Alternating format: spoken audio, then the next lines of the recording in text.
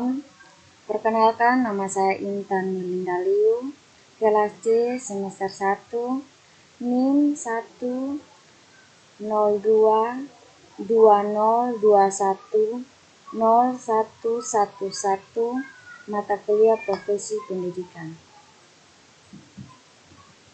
Saya akan menjelaskan materi mengenai guru PAUD profesional. Konsep profesi profesional dan profesionalisme. Profesi itu pada hakikatnya adalah suatu pernyataan atau janji bahwa seseorang akan mengabdikan dirinya kepada suatu jabatan atau pekerjaan dalam arti biasa, karena orang tersebut merasa terpanggil untuk menjawab pekerjaan itu. Yang berikut, makna pengertian tersebut mengisyaratkan bahwa yang pertama, hakikat profesi adalah suatu pernyataan atau suatu janji terbuka yang dinyatakan oleh tenaga profesional tidak sama dengan suatu pernyataan yang dikemukakan oleh non-profesional. Yang kedua, profesional mengandung unsur pengabdian. Pengabdian diri berarti lebih mengutamakan kepentingan banyak orang. Misalkan profesi dalam bidang hukum adalah untuk kepentingan kliennya bila berhadapan dengan pengabdi. Dalam profesi pendidikan adalah untuk kepentingan peserta didiknya dan lain-lainnya. Yang ketiga, profesi adalah suatu jabatan atau pekerjaan. Profesi suatu jabatan atau pekerjaan tentu dengan sendirinya menuntut keahlian, pengetahuan, dan keterampilan tersebut. Pekerjaan profesional berbeda dengan pekerjaan-pekerjaan lainnya. Dalam masyarakat modern saat ini, profesi menuntut kemampuan membuat keputusan yang tepat dan yang kemampuan membuat kebijaksanaan yang tepat. Yang berikut, pengertian kriteria dan unsur-unsur yang terkandung dalam profesi. Sebenarnya profesi itu adalah suatu lembaga yang mempunyai otoritas yang otonom karena didukung oleh yang pertama, spesialisasi ilmu sehingga mengandung arti keahlian. Yang kedua, kode etika yang direalisasi dalam melaksanakan profesi karena hakikatnya ialah pengabdian kepada masyarakat demi kesejahteraan masyarakat itu sendiri. Yang ketiga, kelompok yang tergabung dalam profesi yang menjaga jabatan itu dari penyalahgunaan oleh orang-orang yang tidak kompeten dengan pendidikan serta sertifikasi mereka yang memenuhi syarat-syarat yang diminta. Yang keempat, masyarakat luas yang memanfaatkan profesi tersebut.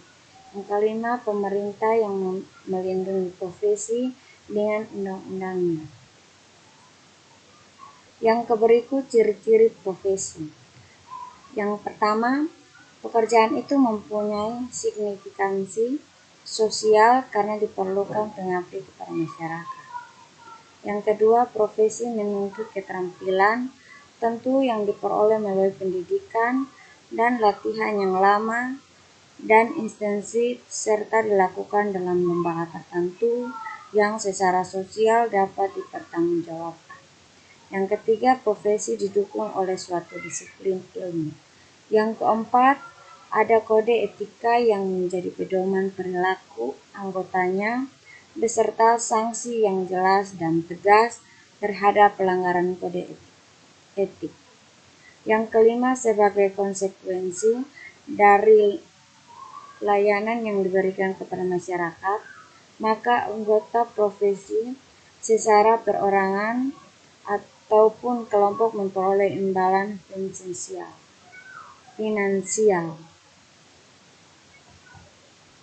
Yang berikut syarat-syarat profesi. Menurut Darling Hammond atau Godwin tahun 1993 menyatakan bahwa pekerjaan yang bersifat profesional mempunyai 3 ciri atau karakteristik utama, yaitu yang pertama, dalam melaksanakan pekerjaan, penerapan ilmu yang melandasi profesi pada kepentingan individu dalam setiap kasus. Yang kedua, mempunyai mekanisme internal yang berstruktur dan mengatur rekrutmen, pelatihan, dan pemberian lisensi atau izin kerja. Yang ketiga, memberi ukuran standar untuk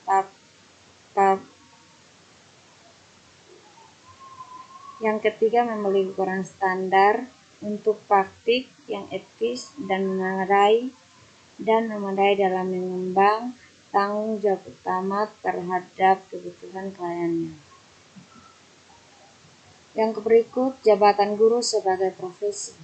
Jabatan seorang profesi sama halnya dengan dokter, hakim, apoteker, maupun polisi. Guru adalah profesi. Artinya, untuk menjadi guru butuh persyaratan pendidikan dan keahlian khusus. Dan tidak semua orang bisa menjadi guru PAUD, bahkan tidak semua guru bisa menjadi guru bagi anak usia dini. Seperti yang kita lihat bahwa guru SD, SLTP, SMA, bahkan dosen sekalipun tidak bisa secara profesional menjadi guru anak usia dini.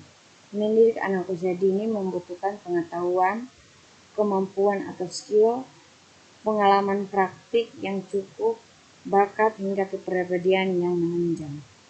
Yang berikut, kompetensi guru PAUD. Ada 4 kompetensi guru PAUD. Yang pertama, kompetensi pedagogik berkait dengan ilmu dan keterampilan mendidik, termasuk kemampuan asesmen, merencanakan, melaksanakan proses, dan melakukan evaluasi pembelajaran. Yang kedua, kompetensi kepribadian berkait dengan kepribadian, perilaku, etika sosok guru sesuai karakteristik perkembangan anak usia dini seperti memiliki sikap sabar, penyayang, lembut, ramah, bersih, ceria, jujur, bertanggung jawab, taat beragama, berbudi pekerti, baik. Yang ketiga, kompetensi sosial ialah kemampuan seseorang guru berhubungan dengan orang lain, terutama anak, orang tua siswa, masyarakat sekitar, sesama guru, kepala sekolah, bisa bekerja sama, mampu menjalani komunikasi empatik dengan masyarakat. Yang keempat, kompetensi profesional yang berkait dengan pekerjaan guru. Dalam hal ini, anak usia dini seperti kemampuan memahami tugas-tugas, perkembangan anak atau kognitif, bahasa, fisik atau motorik, sosial, dan emosi. Standar tingkat pencapaian perkembangan, cara belajar sambil bermain, kemampuan mengasuh dan membimbing anak. Yang berikut, guru PAUD ideal. Guru PAUD ideal tidak hanya lulus persyaratan akademi dan kompetensi, akan tetapi jauh dari itu juga memiliki jiwa pendidik dan pengasuh sejati. Syarat utama guru ideal adalah menyukai anak-anak gembira, anak lari kesana kemari, suka dan menyambut dunia anak-anak, dekat dengan anak-anak, menyayangi sepenuh hati. Yang berikut, faktor bakat dan pengalaman praktik.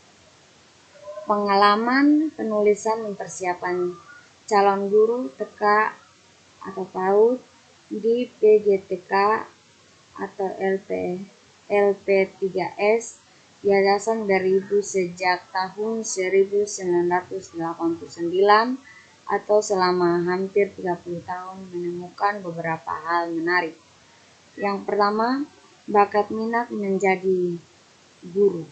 Bakat minat merupakan salah satu faktor yang mustahil diabaikan untuk menjadi guru.